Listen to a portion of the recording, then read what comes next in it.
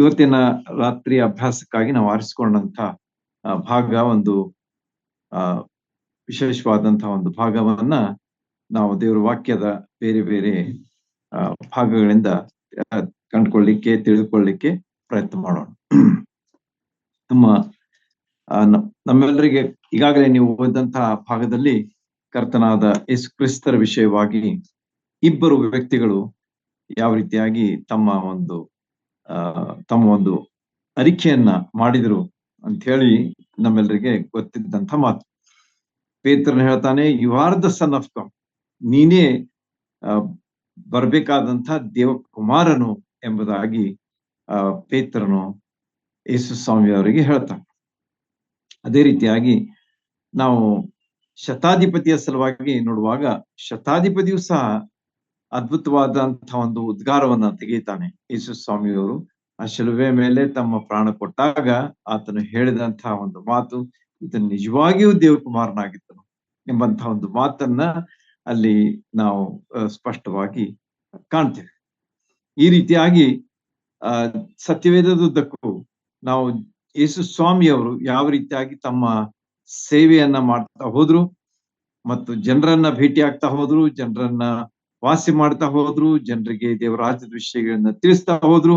ಆಗ ಅದ್ಭುತವಾದಂಥ ಅನುಭವಗಳನ್ನ ಜನರು ಹೇಳಿಕೊಳ್ತಾ ಇದ್ರು ಮತ್ತು ಅವರ ನಿಜವಾದ ಅರಿಕೆಯನ್ನ ನಾವು ನೋಡುವಾಗ ನಮಗೆ ನಿಜವಾಗಿಯೂ ಬಹಳಷ್ಟು ಅದರ ಆಶೀರ್ವಾದ ಸಿಗ್ತದೆ. ಯಾಕಂದ್ರೆ ಯೇಸು ಸ್ವಾಮಿ ಅವರು ದೇವಕುಮಾರನಾಗಿದ್ರು ಮತ್ತು ಮನುಷ್ಯ ಕುಮಾರನು ಸಹ ಆಗಿದ್ರು ಎಂಬಂಥದ್ದನ್ನ ನಾವು ಇವತ್ತು ರಾತ್ರಿ ಅಭ್ಯಾಸ ಮಾಡ್ಲಿಕ್ಕೆ ಪ್ರಯತ್ನ ಮಾಡೋಣ ದೇವರ ವಾಕ್ಯದ ವಚನಗಳ ಸಹಾಯದಿಂದ. ಅವರು ಕೇವಲ ದೇವಕುಮಾರ ಅಷ್ಟೇ ಅಲ್ಲ, ಮನುಷ್ಯ ಕುಮಾರ ಅಷ್ಟೇ ಅಲ್ಲ, ಆದ್ರೆ ಎರಡೂ ಆಗಿದ್ರು ಎಂಬುದನ್ನ ನಾವು ದೇವರ ವಾಕ್ಯದಲ್ಲಿ ಸ್ಪಷ್ಟವಾಗಿ ಕಂಡುಕೊಳ್ತೇವೆ. ಇದು ಬಹಳ ಒಂದು ವಿಶೇಷವಾದಂತಹ ಒಂದು ವಿಷಯ. ಯಾಕಂದ್ರೆ ಒಬ್ಬ ವ್ಯಕ್ತಿ ಎರಡು ಪಾತ್ರಗಳನ್ನ ಧರಿಸುವಂಥದ್ದು ಬಹಳ ಮುಖ್ಯವಾದಂತಹ ಒಂದು ವಿಚಾರ. ಅದರ ಬಗ್ಗೆ ನಾವು ತಿಳ್ಕೊಳ್ಬೇಕಾದದ್ದು ಸಹ ಅಷ್ಟೇ ಅವಶ್ಯ. ಯಾವ ರೀತಿಯಾಗಿ ಯೇಸು ಸ್ವಾಮಿ ಈ ಲೋಕದಲ್ಲಿದ್ದಾಗ ಮನುಷ್ಯನಾಗಿ ಲೋಕಕ್ಕೆ ಬಂದ್ರು, ದೈವತ್ವವನ್ನ ಆತನಲ್ಲಿ ಇತ್ತು ಎಂಬುದನ್ನ ನಾವು ತಿಳ್ಕೊಂಡಿರ್ಬೇಕಾಗುತ್ತೆ. ಕೇವಲ ಆತನ ಮನುಷ್ಯನಾಗಿ ಉಳಿಲಿಲ್ಲ, ಆದ್ರೆ ಆತನಲ್ಲಿ ದೈವತ್ವ ಸಹ ಇತ್ತು. ಮನುಷ್ಯನು ಮತ್ತು ದೇವರು ಸಹ ಆಗಿದ್ರು. ಯೇಸು ಸ್ವಾಮಿ ವಿಷಯವಾಗಿ ನಾವು ನೋಡ್ತೇವೆ, ತ್ರಯೇಕತ್ವದಲ್ಲಿ ಎರಡನೆಯ ವ್ಯಕ್ತಿ, ಮೊದಲನೇದಾಗಿ ತಂದೆಯಾದ ದೇವರು, ಮಗನಾದಂತಹ ಯೇಸು ಕ್ರಿಸ್ತರು, ಮೂರನೇದಾಗಿ ಪವಿತ್ರಾತ್ಮ. ಈ ತ್ರಯೇಕತ್ವ ಒಬ್ಬನೇ ದೇವರು, ಆದ್ರೆ ಮೂವರು ವ್ಯಕ್ತಿಗಳ ಬಗ್ಗೆ ನಾವು ಇಲ್ಲಿ ತ್ರಯೇಕ ದೇವರ ಬಗ್ಗೆ ನಾವು ತಿಳ್ಕೊಂಡಿದ್ದೇವೆ. ಈ ರೀತಿಯಾಗಿ ಯೇಸು ಸ್ವಾಮಿಯವರ ಮಾನವತೆ ಮತ್ತು ಅವರ ದೈವತ್ವಗಳ ನಡುವೆ ಇರ್ತಕ್ಕಂಥ ಒಂದು ವಿಭಿನ್ನತೆಯನ್ನ ನಾವು ಇವತ್ತು ಅಭ್ಯಾಸ ಮಾಡ್ಲಿಕ್ಕಿದ್ದೀವಿ. ಸ್ವಲ್ಪ ಲಕ್ಷ ಕೊಟ್ಟು ಕೇಳ್ರಿ, ಬಹಳ ಒಂದು ಆಸಕ್ತಿ ಕೇಳಿಸುವಂತಹ ಒಂದು ವಿಷಯ. ಯೇಸು ಕ್ರಿಸ್ತರಲ್ಲಿಯ ಮಾನವತೆ ಮತ್ತು ದೈವತ್ವ ಇವುಗಳ ನಡುವೆ ಇರತಕ್ಕಂಥ ವಿಭಿನ್ನತೆ ಅದೆಷ್ಟು ವಿಭಿನ್ನವಾಗಿತ್ತು ಎಂಬುದನ್ನ ಇವತ್ತು ನಾವು ದೇವರ ವಾಕ್ಯದಿಂದ ಕಂಡುಕೊಳ್ಳೋಣ. ಈ ಫಿಲಿಪಿಯರಿಗೆ ಬರೆದ ಪತ್ರದಲ್ಲಿ ಯೇಸು ಸ್ವಾಮಿ ಅವರ ಬಗ್ಗೆ ಬಹಳ ಒಂದು ಸ್ಪಷ್ಟವಾದಂತಹ ವಿವರಣೆಯನ್ನ ಪೌಲನು ಕೊಡ್ತಾನೆ. ಅದನ್ನ ನಾವು ಫಿಲಿಪ್ಪಿ 2:6-8 ವಚನಗಳನ್ನ ನಾವು ಓದುವಾಗ ಆತನ ಯೇಸು ಸ್ವಾಮಿಯವರ ವಿಷಯವಾಗಿ ಸ್ಪಷ್ಟವಾದಂತಹ ಒಂದು ವಿವರಣೆಯನ್ನ ಆತನಲ್ಲಿ ಬರೆದಿದ್ದಾನೆ.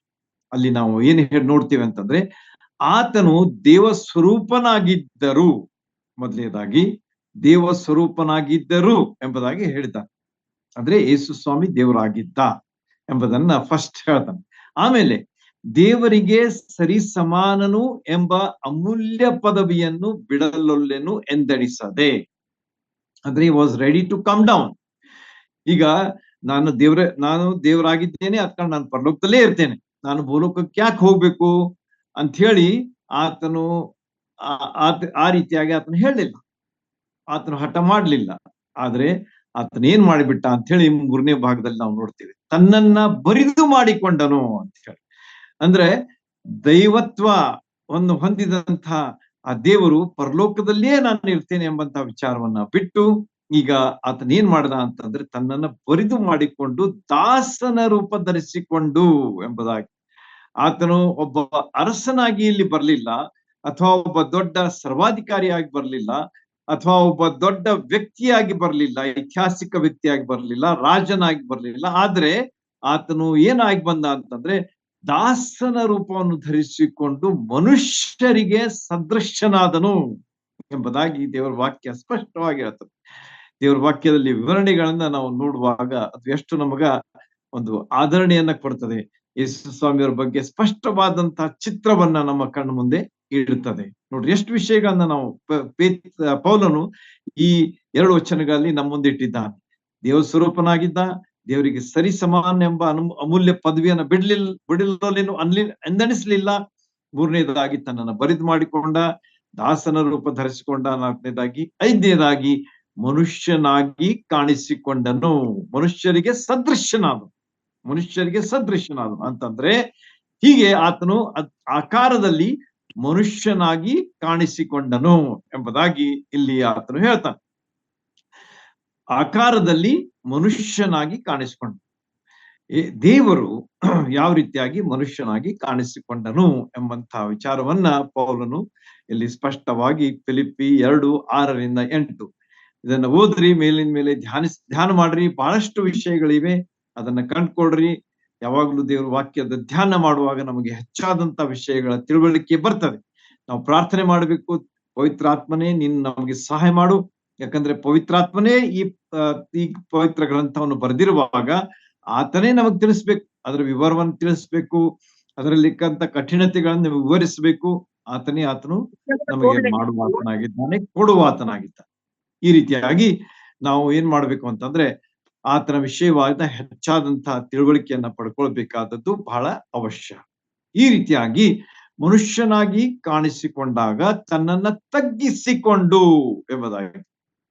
ನೋಡ್ರಿ, ಅಲ್ಲಿ ಪರಲೋಕದಿಂದ ಆತನ ಭೂಲೋಕಕ್ಕೆ ಬಂದು ಅಷ್ಟಕ್ಕೆ ಅಲ್ಲ, ಮುಗಿಲಿಲ್ಲ, ಆದರೆ ತನ್ನನ್ನು ಇನ್ನೂ ತಗ್ಗಿಸ್ಕೊಳ್ತಾನ. ಯೇಸು ಸ್ವಾಮಿಯವರು ಇನ್ನೂ ಹೆಚ್ಚಾಗಿ ತಗ್ಗಿಸಿಕೊಂಡು ಏನ್ ಮಾಡಿದ್ರು ಅಂತಂದ್ರೆ ಮರಣವನ್ನು, ಅಂದರೆ ಶಿಲುಬೆಯ ಮರಣವನ್ನಾದ್ರೂ ಹೊಂದುವಷ್ಟು ವಿಧೇಯನಾದನು ಎಂಬುದಾಗಿ ಪೌಲನು ಮುಂದರಿಸ್ತಾನೆ. ಈ ವಚನದಲ್ಲಿ ಮುಂದರಿದು ಆತನೇನು ಹೇಳ್ತಾನಂತಂದ್ರೆ ಮನುಷ್ಯನಾಗಿ ಕಾಣಿಸ್ಕೊಂಡ ನಿಜ, ಅಷ್ಟಕ್ಕೆ ಮುಗಿಲಿಲ್ಲ, ಆದರೆ ತನ್ನನ್ನ ತಗ್ಗಿಸಿಕೊಂಡನು, ಮರಣವನ್ನು ಹೊಂದುವಷ್ಟು ಆತನು ವಿಧೇಯನಾದನು ಎಂಬುದಾಗಿ. ಅಂದ್ರೆ ದೇವರ ಚಿತ್ತ ಏನಿತ್ತು ಅಂತಂದ್ರೆ ಮನುಷ್ಯರ ರಕ್ಷಣೆ, ಮನುಷ್ಯರಿಗೆ ರಕ್ಷಣೆಯನ್ನ ಕೊಡಬೇಕು, ಮನುಷ್ಯರು ಹೊಸದಾಗಿ ಹುಟ್ಟಬೇಕು ಎಂಬಂತ ಒಂದೇ ಒಂದು ಉದ್ದೇಶವನ್ನ ಯೇಸು ಸ್ವಾಮಿ ತನ್ನ ಮುಂದೆ ಇಟ್ಟುಕೊಂಡು ಆತನು ಈ ಲೋಕಕ್ಕೆ ಬಂದ ಮೇಲೆ ತನ್ನನ್ನು ಇನ್ನೂ ಹೆಚ್ಚಾಗಿ ತಗ್ಗಿಸಿಕೊಂಡು ಮರಣವನ್ನು, ಅಂದ್ರೆ ಶಿಲುಬೆಯ ಮರಣವನ್ನ ಆತನು ಹೊಂದುವಷ್ಟು ದೇವರಿಗೆ ವಿಧೇಯನಾದನು. ದೇವರ ಯೋಜನೆಗೆ ಆತನು ವಿಧೇಯನಾದನು, ದೇವರ ಚಿತ್ತಕ್ಕೆ ಆತನು ವಿಧೇಯನಾದನು, ದೇವರ ಒಂದು ಮಾತಿಗೆ ಆತನು ವಿಧೇಯನಾದನು ಎಂಬುದಾಗಿ ಇಲ್ಲಿ ನಮಗ ತಿಳಿದು ಬರ್ತದೆ. ಇನ್ನು ಅನೇಕ ವಚನದ ಭಾಗಗಳಲ್ಲಿ ಇವೆ, ಆದರೆ ಸಮಯದ ಅಭಾವದಿಂದ ನಾನು ಅದನ್ನ ಹೆಚ್ಚು ಇನ್ನು ಮುಂದರಿಸುವುದಿಲ್ಲ. ಈ ರೀತಿಯಾಗಿ ಸುಸ್ಪಷ್ಟವಾಗಿ ಯೇಸು ಸ್ವಾಮಿಯವರು ಮನುಷ್ಯನಾಗಿ ಈ ಲೋಕಕ್ಕೆ ಬಂದರು ಎಂಬಂತ ವಿಚಾರವನ್ನ ಪೌಲನು ನಮಗೆ ಸ್ಪಷ್ಟವಾಗಿ ತಿಳಿಸ್ತಾ ಇದ್ದ. ಆದ ಕಾರಣ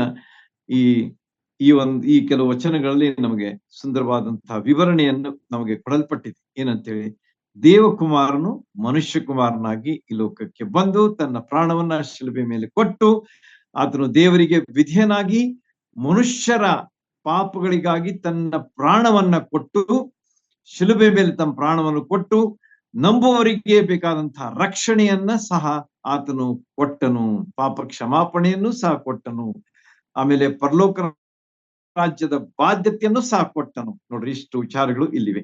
ಯೇಸು ಸ್ವಾಮಿ ಆ ಶಿಲುಬೆ ಮೇಲೆ ಮರಣ ಹೊಂದುವುದು ಅಂತಂದ್ರೆ ಅದು ಎಷ್ಟು ದೊಡ್ಡ ಆಶೀರ್ವಾದವನ್ನ ನಮ್ಮ ಜೀವಿತಗಳಲ್ಲಿ ತಂದು ಕೊಟ್ಟಿದೆ ಎಂಬುದನ್ನ ನಾವು ತಿಳ್ಕೊಳ್ಬೇಕು. ಅದು ಸಾಮಾನ್ಯವಾದಂತಹ ಒಂದು ಕೆಲಸ ಅಲ್ಲ, ಬಹಳ ಪ್ರಾಮುಖ್ಯವಾದಂತಹ ಮತ್ತು ಬಹಳ ಆಶೀರ್ವಾದವನ್ನು ಕೊಟ್ಟಂತಹ ಒಂದು ಕಾರ್ಯವಾಗಿದೆ. ನಮ್ಮ ಪಾಪಗಳ ಪರಿಹಾರ ಆದವು, ನಾವು ದೇವರ ಮಕ್ಕಳಾದೆವು, ನಮಗೆ ರಕ್ಷಣೆ ಸಿಕ್ತು, ಹೊಸದಾಗಿ ಹುಟ್ಟಿದೆವು, ಆಮೇಲೆ ಪರಲೋಕ ರಾಜ್ಯದ ಭಾಗ್ಯವೂ ಸಹ ಬಾಧ್ಯತೆಯೂ ಸಹ ನಮಗ ಸಿಕ್ಕಿತು ಎಂಬುದಾಗಿ. ಈ ಲೋಕ ನಾವು ಬಿಡ್ಬೇಕು, ಒಂದಿಲ್ಲ ಒಂದು ದಿವಸ ಬಿಡ್ಲೇಬೇಕು. ಬಿಟ್ಟ ಮೇಲೆ ನಮ್ಮ ಜೀವನ ಅದು ಪರಲೋಕದಲ್ಲಿ ಮುಂದರಿಯಬೇಕಾದ್ರೆ ನಾವು ಏನ್ ಮಾಡ್ಬೇಕು ಅಂತಂದ್ರೆ, ನಮಗೋಸ್ಕರವಾಗಿ ತನ್ನ ಪ್ರಾಣ ಕೊಟ್ಟು ನಮ್ಮನ್ನ ರಕ್ಷಿಸುವುದಕ್ಕಾಗಿ ಬಂದಂತ ಯೇಸು ಸ್ವಾಮಿಯವರನ್ನ ನಾವು ನಂಬಿ ಸ್ವೀಕರಿಸಿಕೊಳ್ಳಬೇಕಾದಂತ ಒಂದು ಅವಶ್ಯಕತೆಯನ್ನ ಈ ಭಾಗ ನಮಗೆ ತಿಳಿಸ್ಕೊಡ್ತದೆ. ಪಾಪಗಳಿಗಾಗಿ ಪಶ್ಚಾತ್ತಾಪಪಟ್ಟು ಅರಿಕೆ ಮಾಡಿ ನಾವು ಯೇಸು ಸ್ವಾಮಿಯನ್ನ ನಮ್ಮ ಸ್ವಂತ ರಕ್ಷಕನು ಎಂಬುದಾಗಿ ನಾವು ಸ್ವೀಕಾರ ಮಾಡಿಕೊಳ್ಳುವಾಗ, ನನಗೋಸ್ಕರವಾಗಿ ತಮ್ಮ ಪ್ರಾಣ ಕೊಟ್ಟರು, ನಮಗೋಸ್ಕರವಾಗಿ ತಮ್ಮ ರಕ್ತವನ್ನ ಸುರಿಸಿದ್ರು ಎಂಬುದಾಗಿ ನಾವು ಅರಿಕೆ ಮಾಡುವಾಗ ನಮ್ಮ ಪಾಪಗಳ ಕ್ಷಮಾಪಣೆ, ನಮ್ಮ ಪಾಪಗಳಿಂದ ಬಿಡುಗಡೆ, ಆಮೇಲೆ ನಮಗೆ ದೇವರ ರಾಜ್ಯದ ಬಾಧ್ಯತೆ, ದೇವರ ಮಕ್ಕಳಾಗುವಂತ ಒಂದು ಅಧಿಕಾರವನ್ನ ನಾವು ಯೋಹಾನ 1:12 ಪ್ರಕಾರ ಪಡೆದುಕೊಳ್ತೀವಿ. ಈ ರೀತಿಯಾಗಿ ಅದ್ಭುತವಾದಂತಹ ವಿಚಾರಗಳನ್ನ ನಾವು ಯೇಸು ಸ್ವಾಮಿಯವರ ಬಗ್ಗೆ ಇಲ್ಲಿ ಕಂಡುಕೊಂಡಿದ್ದೇವೆ. ಈ ರೀತಿಯಾಗಿ ಆತನು ನಮಗ ಅತಿ ನಿತ್ಯ ಜೀವ ಸಕಲ ಆತ್ಮೀಯ ವರಗಳನ್ನು ಸಹ ಕೊಡ್ತಾನೆ. ನಾವು ಎಫೆಸದವರಿಗೆ ಬರೆದ ಪತ್ರದಲ್ಲಿ ನಾವು ನೋಡುವಾಗ ಯೇಸು ಸ್ವಾಮಿಯ ಮೂಲಕವಾಗಿ ನಮಗೆ ಸಕಲ ಆತ್ಮೀಯ ವರಗಳು ಸಹ ಕೊಡಲ್ಪಟ್ಟಿವೆ. ಪರಲೋಕ ರಾಜ್ಯದ ಆತ್ಮೀಯ ವರಗಳು ಸಹ ನಮಗೆ ಕೊಡಲ್ಪಟ್ಟಿವೆ ಎಂಬುದಾಗಿ ಅಲ್ಲಿ ಆತನು ನಮಗ ಹೇಳ್ತಾ ಇದ್ದಾನೆ. ಈ ರೀತಿಯಾಗಿ ಆತ್ಮೀಯ ವರಗಳನ್ನು ಸಹ ಆತ ನಮ್ಗೆ ಕೊಟ್ಟಿದ್ದಾನೆ. ಎಷ್ಟು ಒಂದು ಆಶೀರ್ವಾದಪ್ರದವಾದಂತಹ ವಿಷಯ. ಅತಿ ಉತ್ಕೃಷ್ಟವಾದಂತಹ, ಅತಿ ಪರಮೋನ್ನತವಾದಂತಹ, ಅತಿ ಶ್ರೇಷ್ಠವಾದಂತಹ, ಅಸಾಮಾನ್ಯವಾದಂತಹ ಮಹಾ ಕಾರ್ಯವನ್ನ ಯೇಸು ಸ್ವಾಮಿಯವರು ಮಾಡಿ ಮುಗಿಸಿದ್ದಾರೆ. ಆ ಶಿಲುಬೆಯ ಮೇಲೆ, ಆ ಶಿಲುಬೆಯ ಮರಣದ ಮೂಲಕವಾಗಿ, ರಕ್ತ ಸುರಿಸುವುದರ ಮೂಲಕವಾಗಿ ಅವರು ಯೇಸು ಸ್ವಾಮಿಯವರು ನರಾವತಾರವತ್ತಿ ಲೋಕಕ್ಕೆ ಬಂದು ಮಾಡಿದಂತಹ ಕೆಲಸ ನಮಗ ತಿಳಿಸಿಕೊಡ್ತದೆ. ಈ ರೀತಿಯಾಗಿ ನಾವು ಯೇಸು ಸ್ವಾಮಿಯವರ ಮನುಷ್ಯಾವತಾರ, ನರಾವತಾರ, ಇದರ ಬಗ್ಗೆ ಎಲ್ಲಾ ವಿಷಯಗಳನ್ನ ಸ್ಪಷ್ಟವಾಗಿ ಕಂಡುಕೊಂಡಿವಿ. ಅದೇ ರೀತಿಯಾಗಿ ದೈವತ್ವವನ್ನು ಸಹ ಅವರಲ್ಲಿ ನಾವು ಸ್ಪಷ್ಟವಾಗಿ ಕಾಣ್ತೇವೆ. ಕೇವಲ ಅವರು ಮನುಷ್ಯರಾಗಿ ಈ ಲೋಕಕ್ಕೆ ಬಂದ್ರು, ಆಮೇಲೆ ರಕ್ಷಣೆ ಕಾರ್ಯ ಮಾಡಿದ್ರು. ಆದ್ರೆ ಅವರು ಈ ಲೋಕದಲ್ಲಿರುವಾಗ ಅವರಲ್ಲಿ ಇರ್ತಕ್ಕಂತಹ ದೈವತ್ವವೂ ಸಹ ನಮಗೆ ಸುಸ್ಪಷ್ಟವಾಗಿ ಕಾಣುತ್ತದೆ. ದೇವರ ವಾಕ್ಯವಾದಂತಹ ಸತ್ಯವೇದದಲ್ಲಿ ಬಹಳಷ್ಟು ವಚನಗಳು ಅವರ ಮಾನವತೆ ಮತ್ತು ಅವರ ದೈವಿಕತೆಯ ವಿಷಯವಾಗಿ ನಮಗ ತೋರಿಸಿಕೊಡ್ತವೆ. ಅನೇಕ ವಿಷಯಗಳಿವೆ, ಅನೇಕ ವಚನಗಳಿವೆ. ಸ್ಪಷ್ಟವಾಗಿ ಅವು ಈ ಎರಡು ಮಾನವತೆ ಮತ್ತು ದೈವಿಕತೆಯ ವಿಷಯವಾಗಿ ವಚನಗಳು ನಮಗೆ ಸ್ಪಷ್ಟವಾಗಿ ತಿಳಿಸಲ್ಪಟ್ಟಿವೆ. ಆದ ಕಾರಣ ಸ್ವಲ್ಪ ಅವುಗಳನ್ನ ಓದಿ ನಾವು ಎಷ್ಟು ಮುಖ್ಯವಾದಂಥವುಗಳು, ಎಷ್ಟು ಮತ್ತು ಒಳ್ಳೆಯ ಆಶೀರ್ವಾದಗಳನ್ನ ನಮಗೆ ತರುವಂಥವುಗಳಾಗಿವೆ ಎಂಬುದನ್ನ ನಾವು ತಿಳ್ಕೊಳ್ಳಿಕ್ಕೆ ಪ್ರಯತ್ನ ಮಾಡೋಣ. ಈ ರೀತಿಯಾಗಿ ಅವುಗಳಲ್ಲಿ ಕೆಲವನ್ನ ಅಷ್ಟೇ ನಾವು ಇವತ್ತು ಧ್ಯಾನ ಮಾಡಿ ಅರ್ಥ ಮಾಡಿಕೊಂಡ್ರೆ ಆತನಿಗೆ ಹೆಚ್ಚಾದಂತ ಘನತೆಯನ್ನ, ಗೌರವವನ್ನ ಸಲ್ಲಿಸ್ಲಿಕ್ಕೆ ನಮಗ ಸಾಧ್ಯವಾಗ್ತದೆ. ಯಾವಾಗ ನಾವು ತಿಳ್ಕೊಳ್ತೇವೆ ಆವಾಗ ನಾವು ಹೇಳಲಿಕ್ಕೆ ಆಗ್ತದೆ, ನಾವು ಸ್ತೋತ್ರ ಮಾಡ್ಲಿಕ್ಕೆ ಆಗ್ತದೆ, ದೇವರಿಗೆ ಘನತೆಯನ್ನು ಸಲ್ಲಿಸ್ಲಿಕ್ಕೆ ಆಗ್ತದೆ. ತಿಳ್ಕೊಳ್ಳೋದೇ ಇಲ್ಲ ಅಂತಂದ್ರೆ ನಮಗೆ ಮಾಡ್ಲಿಕ್ಕೆ ಆಗುವುದಿಲ್ಲ. ಇದು ಬಹಳ ಸಹಜವಾದಂತಹ ಒಂದು ವಿಚಾರ. ಆದ ಕಾರಣ ನಾವು ತಿಳ್ಕೊಳ್ಳೋಣ, ಹೆಚ್ಚಾಗಿ ಅದನ್ನ ಅರಿತುಕೊಳ್ಳೋಣ, ಹೆಚ್ಚಾಗಿ ಅದನ್ನ ತಿಳ್ಕೊಳ್ಳೋಣ, ಹೆಚ್ಚಾಗಿ ಅರ್ಥ ಮಾಡಿಕೊಳ್ಳೋಣ. ಆಗ ಏನಾಗ್ತದೆ ಅಂತಂದ್ರೆ ನಮ್ಗೆ ಅದರಿಂದ ನಾವು ದೇವರಿಗೆ ಹೆಚ್ಚಾದಂತ ಗೌರವವನ್ನ, ಮಹಿಮೆಯನ್ನ ಮತ್ತು ಆತನಿಗೆ ಸ್ತುತಿ ಸ್ತೋತ್ರಗಳನ್ನ ಸಲ್ಲಿಸಲಿಕ್ಕೆ ನಮಗ ಸಹಾಯವಾಗ್ತದೆ. ಹೀಗೆ ನಮ್ಮ ಸ್ಮರಣೆಯಲ್ಲಿ ನಾವು ಯಾವಾಗಲೂ ಇವುಗಳನ್ನ, ಆತನ ಮಹಾನತೆಯ ವಿಷಯವಾದಂತಹ ಸಂಗತಿಗಳನ್ನ ನಮ್ಮ ಸ್ಮರಣೆಯಲ್ಲಿ ನಾವು ಇಟ್ಕೊಳ್ಳುವಾಗ ಹೆಚ್ಚಾದಂತಹ ಪ್ರೋತ್ಸಾಹ ನಮಗೆ ಸಿಗ್ತದೆ. ಅಷ್ಟೇ ಅಲ್ಲದೆ ಉತ್ತೇಜನ ಸಹ ನಮಗೆ ಉಂಟಾಗ್ತದೆ. ನೋಡ್ರಿ, ಎಷ್ಟು ಆತ್ಮೀಯ ವಿಷಯಗಳಲ್ಲಿ ಇವು ನಮಗ ಲಾಭದಾಯಕವಾಗಿವೆ. ಇವು ಸಾಮಾನ್ಯವಾದಂತಹ ವಿಷಯಗಳಲ್ಲ, ಆದ್ರೆ ಬಹಳ ಆಶೀರ್ವಾದ ತರುವಂತಹ ಮಾತಾಗಿವೆ. ಹೀಗೆ ನಮ್ಮ ನೆನಪಿನಲ್ಲಿ ಇವುಗಳನ್ನ ಇಟ್ಕೊಳ್ಳೋಣ. Let's keep it in our memory.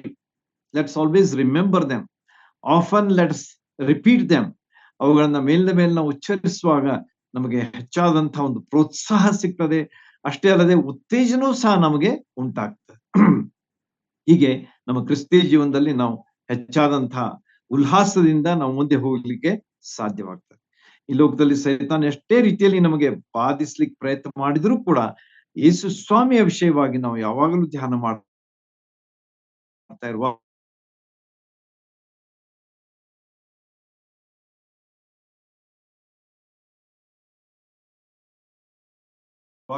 ಕೆಲಸ ಮಾಡಿದ್ರು ನಾವು ಅದರ ಮೇಲೆ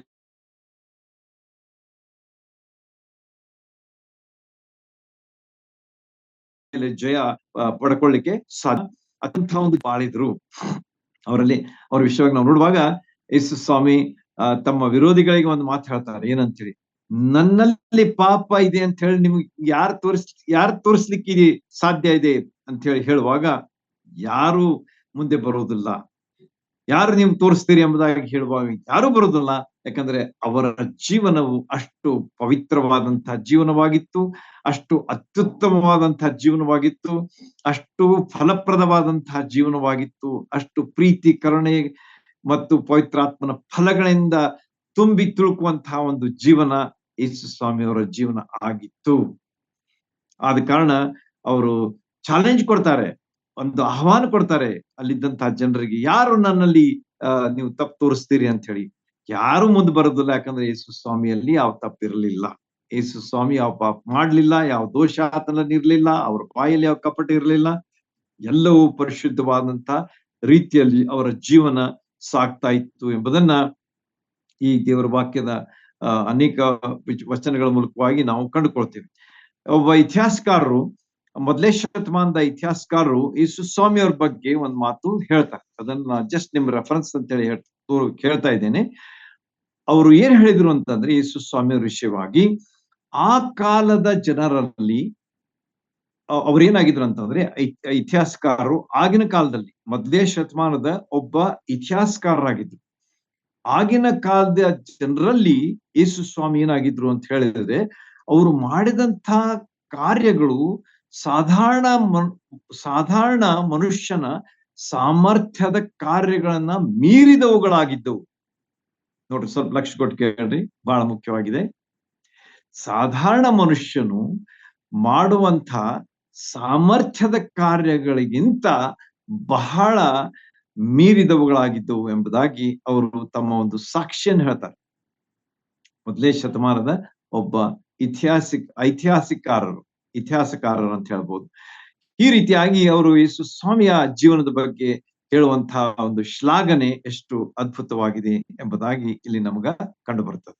ಈ ರೀತಿಯಾಗಿ ದೈವತ್ವಗಳ ಮತ್ತು ಮಾನವತೆಗಳ ನಡುವೆ ಇರತಕ್ಕಂತಹ ವ್ಯತ್ಯಾಸವನ್ನ ನಿಜ ಕ್ರೈಸ್ತರಾದಂಥ ನಾವು ತಿಳ್ಕೊಂಡು ನಾವು ಏನ್ ಮಾಡ್ಬೇಕಾಗಿದೆ ಅಂತಂದ್ರೆ, ಸಂತೋಷ ಪಡಬೇಕಾಗಿದೆ, ಉಲ್ಲಾಸಿಸಬೇಕಾಗಿದೆ, ಆನಂದಿಸಬೇಕಾಗಿದೆ.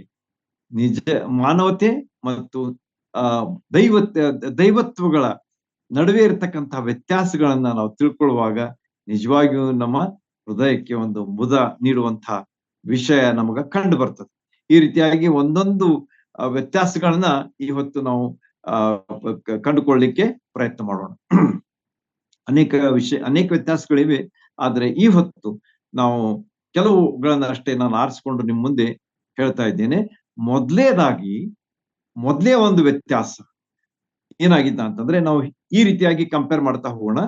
ಮನುಷ್ಯನಾಗಿ ಆತನು ಏನ್ ಮಾಡ್ದ, ದೈವಿಕ ವ್ಯಕ್ತಿಯಾಗಿ ಆತನು ಏನ್ ಮಾಡ್ದ. ನೆನಪಿನಲ್ಲಿ ಇಟ್ಕೊಡ್ರಿ, ಲಕ್ಷ ಕೊಟ್ಟು ಕೇಳ್ರಿ.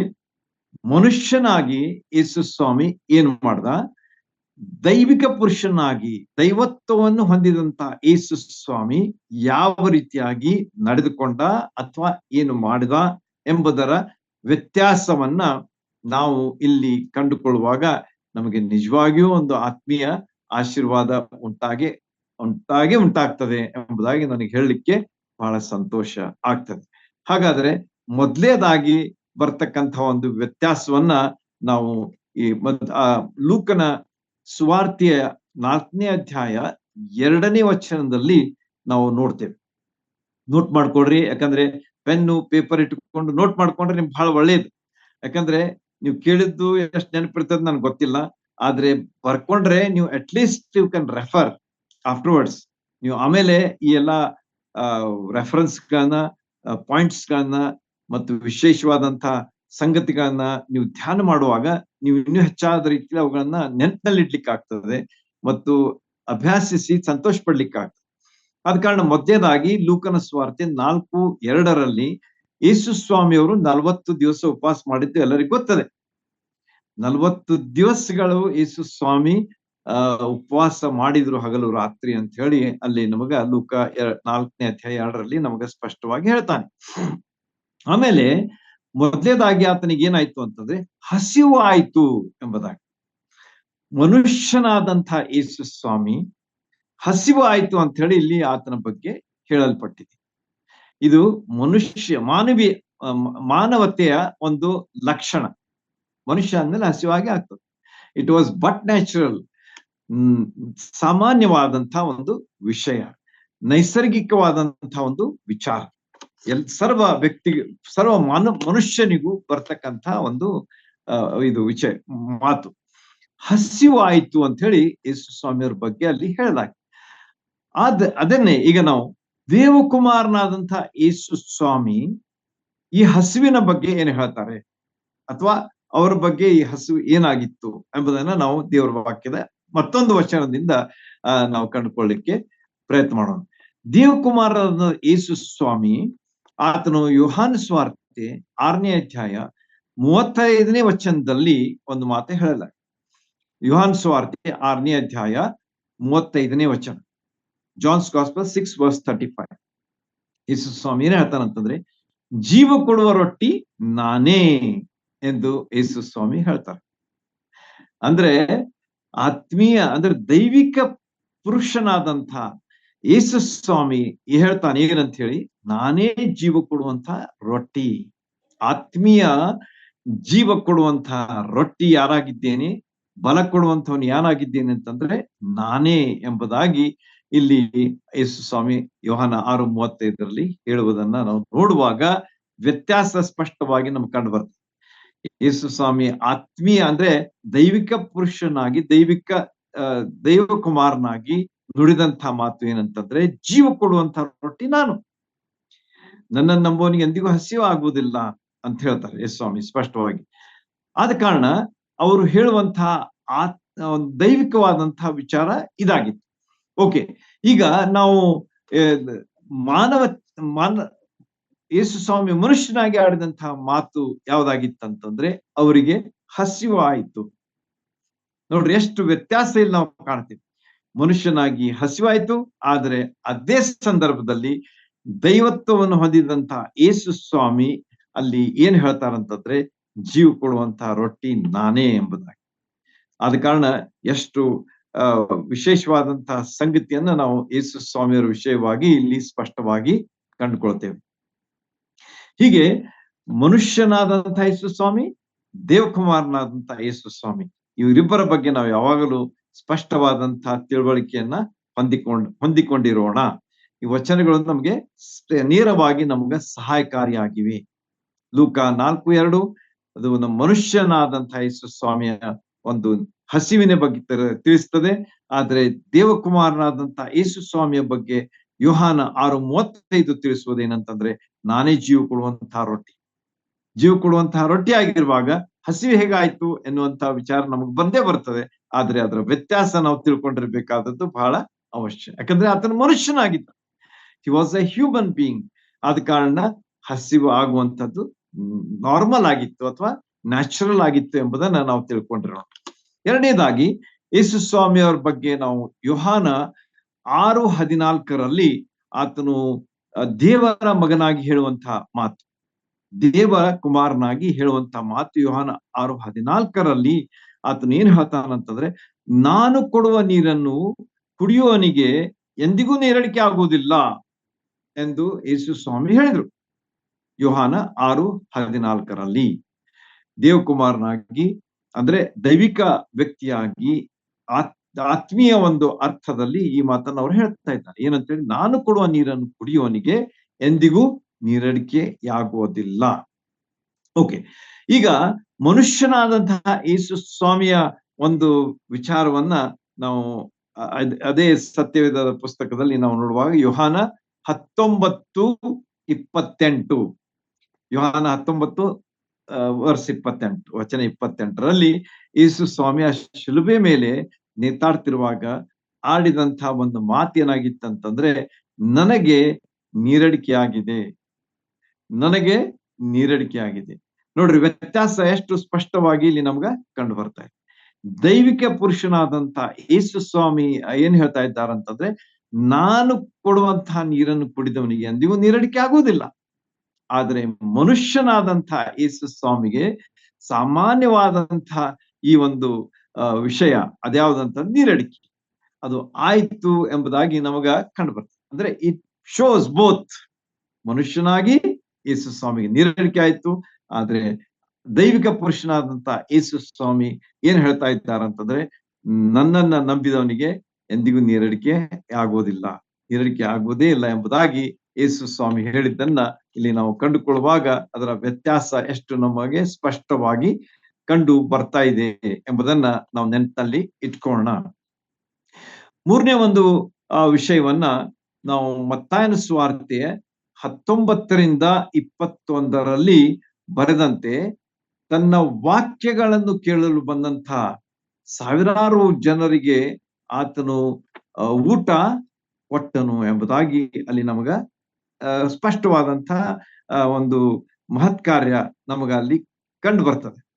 ಯೇಸು ಸ್ವಾಮಿ ಮತ್ತಾಯನ ಸುವಾರ್ತೆಯಲ್ಲಿ ಪರ್ವತ ಪ್ರಸಂಗ ಮಾಡುವಾಗ ಎಷ್ಟೋ ಸಾವಿರಾರು 5000 ಮೆನ್ ಅಂತ ಹೇಳ್ತದೆ. ಅಂದ್ರೆ 5000 ಗಂಡಸರಿದ್ರು, ಆಮೇಲೆ ಹೆಣ್ಮಕ್ಳಿದ್ರು, ಆಮೇಲೆ ಮಕ್ಕಳು ಸಹ ಇದ್ರು. ಅಂದ್ರೆ ಎಷ್ಟು ಸಾವಿರ ಜನರಿದ್ರು, ಬಹಳಷ್ಟು ಇದ್ರು, ಸಾವಿರಗಟ್ಟಲೆ ಜನರು ಅಂತ ಅನ್ಬಹುದು. ಇಂಥ ಜನರಿಗೆ ಯೇಸು ಸ್ವಾಮಿ ಏನ್ ಮಾಡಿದ್ರು ಅಂತಂದ್ರೆ ಊಟ ಕೊಟ್ಟರು ಎಂಬುದಾಗಿ ಹೇಳ್ತಾರೆ. ಆದ್ರೆ ನಾವು ಮೊದ್ಲೇ ಒಂದು ವಿಚಾರದಲ್ಲಿ ನೋಡಿದ್ದೀವಿ, ಏನಂತೇಳಿ, ನನಗೆ ಹಸಿವಾಯಿತು ಅಂತ ಹೇಳಿಯೂ ಸಹ ನಾವು ಆ ವಚನವನ್ನ ಈಗಾಗಲೇ ನೋಡಿದ್ದೇವೆ, ಲೂಕ 4:2ರಲ್ಲಿ. ಹೀಗೆ ಯೇಸು ಸ್ವಾಮಿ ಮನುಷ್ಯನಾಗಿ ಹಸಿದಿದ್ರು ಕೂಡ ಆತನು ದೈವಿಕ ಪುರುಷನಾಗಿ ಮನುಷ್ಯರ ಹಸಿವನ್ನು ನಿವಾರಿಸುವಂತಹ ದೇವರಾಗಿದ್ದಾನೆ. ಆತನು ಹಾಗೆ ಬಿಡುವುದಿಲ್ಲ, ಆದ್ರೆ ಅವಶ್ಯವಾಗಿದ್ದಂತ ಹಸಿವಿನ ನಿವಾರಣೆಯನ್ನ ಯೇಸು ಸ್ವಾಮಿ ಮಾಡಿದ್ದನ್ನ ನಾವು ಮತ್ತಾಯನ ಸುವಾರ್ತೆ 14ನೇ ಅಧ್ಯಾಯ 19ರಿಂದ 21 ವಚನಗಳಲ್ಲಿ ಸ್ಪಷ್ಟವಾಗಿ ಕಂಡುಕೊಳ್ತೇವೆ. ಹೀಗೆ ಅವರು ಹಸಿವು ಯಾವ ರೀತಿಯಾಗಿ ನಿವಾರಿಸಿದ್ರು ಅಂತಂದ್ರೆ, ಎಲ್ಲರೂ ತೃಪ್ತರಾದ್ರು, ಆಮೇಲೆ 12 ಪುಟ್ಟಿಗಳು ಉಳಿದವು ಎಂಬುದಾಗಿ ಅಲ್ಲಿ ಹೇಳಲ್ಪಟ್ಟಿದೆ. ಆದ ಕಾರಣ ಅವರ ಒಂದು ಪೂರೈಕೆ ಯಾವ ರೀತಿಯಾಗಿತ್ತಂತಂದ್ರೆ ಪರಿಪೂರ್ಣವಾಗಿತ್ತು. ಅಂದ್ರೆ ಎಲ್ಲರೂ ಉಂಡು ತೃಪ್ತರಾದ್ರಂತ. ತೃಪ್ತರಾದ್ಮೇಲೆ ತಿನ್ನೋಲಿಕ್ಕೆ ಆಗುದಿಲ್ಲ ನಮಗೆ.